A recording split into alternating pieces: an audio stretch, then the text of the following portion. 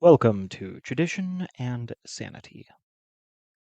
My Mountains, the Beloved Stark Rockies by Julian Kwasniewski.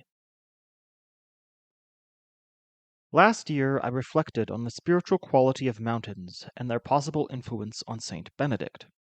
Quote, I love the mountains. I was born in the foothills of the Austrian Alps and grew up in the shadow of the Rocky Mountains. Mountains have an uplifting quality about them. Strange as it sounds, I want to say they are necessary for the soul to breathe. They allow the psyche to expand. Perhaps this is not surprising, given the body-soul composite which is man.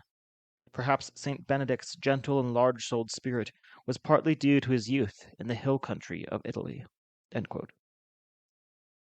All throughout the Psalms, David and the other inspired authors speak of mountains as places of encounter with God and wonder at his majesty. Sometimes they represent the ultimate reach of his power, as in, For in his hand are all the ends of the earth, and the heights of the mountains are his. Psalm 94:4. While other times they are seen as the dwelling place of God. I have lifted up my eyes to the mountains from whence help shall come to me. Psalm 21. Throughout the entire Old and New Testaments, God speaks to men on mountains. There's just something different about them. They are a liminal place between the inhabited plains and the heavens off limits to men. They are a place man can go and yet remain dangerous, unconquerable, and mysterious. And so I'm consequently glad they feature prominently in my home. In the distance of any Wyoming prairie, you can usually see the mountains. The eastern half of Wyoming is primarily short grass prairie, while the western half is home to several branches of the Rocky Mountains. In my last post, I spoke of growing up in Wyoming and of the sweet prairies. Today, we head into the mountains. Living in the Asin-Wati. The Rocky Mountains are the largest range in North America. They stretch from the deep northwest of Canada to the top of New Mexico in the southwestern United States. Their name is a literal translation of the Cree Asin-Wati. Cree is a dialect group of the Algonquian languages belonging to various indigenous peoples of the Great Lakes and what is today the Northwest Territories of Canada. Although the mountains are stark and remote, they were once more inhabited than they are today. Indigenous settlements dating from as long as 10,000 years ago, uncovered in various parts of Wyoming, have revealed traces of ancient high mountain dwellers. Their diet of roots, edible leaves, berries, and pine nuts, together with game such as bighorn sheep, deer, and elk, would have lured them into the mountains during the summers. Fish and other small animals were certainly harvested. Some of these people were likely Shoshone Indians, and the mountain dwellers became known in more recent time as sheep-eaters.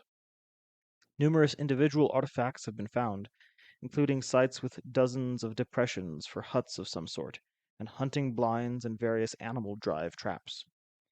These latter are some variation on the idea that you construct some sort of wide funnel, spook animals into it, and drive them down it until it's too narrow for them to escape. These people made bows from the horns of bighorn sheep. With a pole strength of 70 pounds, these are some of the most powerful weapons of American indigenous peoples. Today, no one lives in the mountains, at least not in settlements. The highest town in Wyoming, Encampment, with a population of under 500, comes in at 7,277 feet, while the much larger Laramie, at 7,165, is a close second. However, there are some ranches near 10,000 feet, and I'm sure there are some loners living off the grid in the mountains too. Every year, however, many men and women visit the mountains. In this piece, I will share with you a little of their wild beauty, the wildlife that can be seen there, and the breathtaking views. An expedition in the Tetons. The deepest I've ever ventured into the mountains was actually about as deep as you can go. In 2017, as a freshman at Wyoming Catholic College, I participated in the 21-day backpacking trip all WCC students go on as part of their freshman orientation and digital detox. My friend Anthony Jones is an excellent photographer. We were freshmen together in 2017, and although in different groups, covered essentially the same route through the Teton Mountains for the 3-week period. He took much better photos in his group and kindly allowed me to use some of them here. The 3 men's groups, each numbering about a dozen people, followed a route through the Teton Wilderness. The ladies' groups went to the Wind River Range. In the course of our 3-week trek, we usually hiked and camped at over 9,000 feet above sea level, sometimes as high as 11,000 feet, and crossing passes that were even higher. We carried all our equipment on our backs and enough food for a week. There were 2 re-rations, where horse packers brought in new supplies, and we replenished ourselves for the weeks to come. Once, another group got all our bacon by mistake, and a vigorous hike after them was required to recover it. At one point, we passed through what has been called the most remote place in the lower 48, the furthest point from any easy access. This is how I've described it before. I was standing beneath a blue sky in a mountain wilderness, a 50-pound pack on my back, worn boots on my feet. So this was the officially most remote place in the lower 48 states? Over 30 miles as the crow flies to the nearest 2-track dirt road? It did not really matter to me. I and the rest of the group would hike, sweat, set up camp, eat, and sleep, just like we had been for the past week and a half. Hike, sweat, set up camp, eat, and sleep is right. We usually did 5 to 8 miles a day. Our days might sound light on the mileage to those used to walking on cultivated roads or trails, but we sometimes had to off-road or hike through completely wild land. An acre of fallen trees, a scree field, a stream crossing, or boulders could slow down the progress. Oh, and as I mentioned, our packs weighed 30 to 50 pounds, depending on how much food we had and what shared gear we were carrying. We had 3 experienced instructors, all alumni or upperclassmen from Wyoming Catholic, who had done similar trips before and received extra training to lead the expedition. As we learned more skills, especially how to use a map and compass and what sort of sites made good campsites, each of the students in turn would be assigned as leaders of the day, or LODs. One day, I and another guy were LODs. We had split the group in half, and were each leading 6 guys along the same route, but spaced about half an hour apart. This gave us the opportunity to be the sole leader of our mini-bands. My fellow leader was a competitive chap, and got to lead the first group. Tough luck for him when I accidentally outstripped him during their group's lunch break. About mid-afternoon, we both got lost at the same spot. The trails were splitting confusingly, and we weren't sure if they matched the map, which can sometimes happen. Our maps are based on data primarily from the 1950s, since geological features don't change much, but little trails come and go. We both took wrong turns, quickly figured that out, and headed back to the spot where we'd last felt sure of our location. We started going in circles around this one little lake that we were trying to make fit with the one on our map that we wanted it to match. When you see a feature like this and really want it to be something on your map, you can kind of convince yourself that a lot of things really are the right shape to put you right there, where you want to be. Seeing that we were both lost, I approached my fellow LOD, and we somewhat frustratedly agreed that we should reunite our groups, and the 2 of us pool our navigational skills to get the group to camp in good time. We then tried to triangulate our position. This involves finding 3 visible high points, such as mountaintops, and making use of their location in regard to compass readings, deducting your location on the map with a little bit of geometry. This we did. But since we had only just learned the procedure, we mistakenly added the North Pole deviant twice instead of once. This resulted in us knowing we must be somewhere along a line, but unsure of where on the line. In the course of this whole procedure, I had a bloody nose, and for a moment the instructors, who with a stoic calm won't correct any of your mistakes unless it takes you more than 5 miles off course, thought that my fellow LOD had punched me in the face. Tough decision faced us. Should we do more hiking, trying to find the trails we couldn't find? Or should we off-road up the side of the valley we were in and see if we got to the spot we should be? The worst-case scenario, we had determined from our partially successful triangulation, was that we'd be off course but able to tell where we were. The best-case scenario, that we'd be right above the valley with our assigned campsite. We chose to risk it, and up the side of the valley we went. The undergrowth was thick, there were trees, and the ground was a 30 or 40-degree angle sometimes, with moss, pine needles, and rotten logs. Climbing the steepness was quite difficult. Another guy quipped, "You know, there's something wrong when you have whortleberries above your head." Whortleberries are a small, sweet, edible berry that grows close to the ground, at most maybe 10 or 12 inches tall. Having them above you tells what sort of incline we were ascending. Because the undergrowth was thick and the terrain dangerous, and we were spread out, we had to do roll call every few minutes. We each had a number, and when we called 1, everyone else would count off in order up to 12. This way we could make sure nobody was separated from the group, or fell and went unconscious without us noticing. Happily, shortly after we reached the top of the very high ridge, we discovered that our semi-informed guesswork had worked out. Our campsite was just below us, in the valley on the other side of the mountain spur we had climbed. If you die, at least there are flowers. I remember one occasion when we summited a pass. Little streams parceled off the soft grass and moss, while great slabs of stone rose above the tree lines in the background, or slopes gave way to vistas stretching for miles and miles to other arms of mountains or plains below.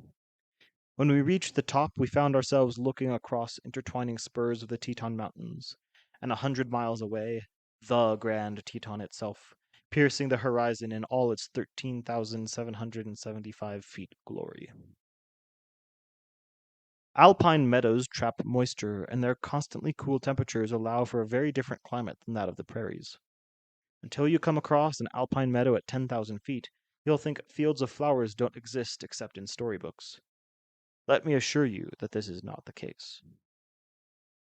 High in the mountain lakes live various types of fish: cutthroat trout, rainbow trout, brook trout, and mountain whitefish.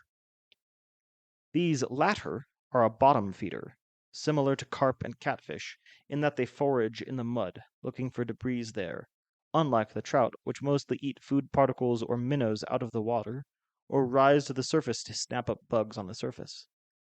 The structure of their mouths reflects their food source. Trout mouths angle and open upwards to catch minnows or flies, and are full of very small teeth. The whitefish mouth is toothless, a vacuum-like sucker orifice angled towards the lake bed. According to the scientists, about 30 species of fish live in the Tetons. You don't often see, at least I haven't, much else besides varieties of trout and whitefish, though. But not all the wildlife is as harmless as these cute fishies. Grizzly and black bears inhabit the Tetons, including in the Absarokas, which have one of the highest concentrations of bears outside of Alaska. We always carried bear spray and arranged our camp so that the cooking area and food storage areas were a good distance from our tents. Food was also put inside a portable electric fence, a bear fence. Bears nosing around the smells that linger even when we seal up the food in bags will touch the fence with their noses. Standing in wet grass with all 4 paws on the ground, these critters are well grounded and get a nasty shock. One sometimes finds bear scat right next to the fence, where the hapless mammal literally had the beep shocked out of him during the night. We didn't see any bears. The group ahead of us did, probably scaring them away for the rest of us. Fresh bear tracks and scat were visible on a regular basis, and in one spot we saw large fresh cougar tracks in the mud near a stream. Like bears, cougars don't prey on humans, especially adult humans, but on the rare occasions when they do, results can be fatal. Besides bears, the other primary danger is climate. During the night, temperatures can drop below freezing any day of the year. The summer starts late in the mountains. The warm season is July or August through October, at best, before the winter closes in again, replenishing the snowpack for next year's melt, and promising verdant spring grazing for the cattle below. The mountains are nearly impassable in the winter. High winds, negative temperatures, and snowfall over 6 feet make for Arctic environments. Indeed, much of the Rockies are classified as tundra-type ecologies. The flora and fauna of the Rockies are extensive. Despite being situated in arid prairies and despite being named Rocky, the Rockies cloak hidden verdure. Even in the summer, it can be rainy and miserable. Thankfully, there were few rainy days on my expedition. Adventure items. With long, grueling days, it's important to keep spirits up and calories flooding in. Our food was okay. In the 70s, the big thing was freeze dried outdoor food. That craze has worn off a bit, but milk powder, lemonade powder, and such like just isn't that yummy. One of the best outdoor foods is cheesy bagels. Fry the bagels in bacon grease and then melt cheese over them. We usually got peppers and onions at re-ration, but these fresh vegetables were used up in the course of just 1 or 2 meals. The few apples and oranges were similarly devoured, leaving us to fall back on cooking brownie mix in a frying pan over a little gas stove. It usually turned out as a slab of rock-hard batter or a lake of incredibly sticky goo. We made trail mix by mixing any nuts and candy we had, and this was called gorp, standing for granola, oats, raisins, and peanuts. It usually also had M&Ms in it. Various types of peanut butter were also a staple, including sun butter, made from sunflower seeds.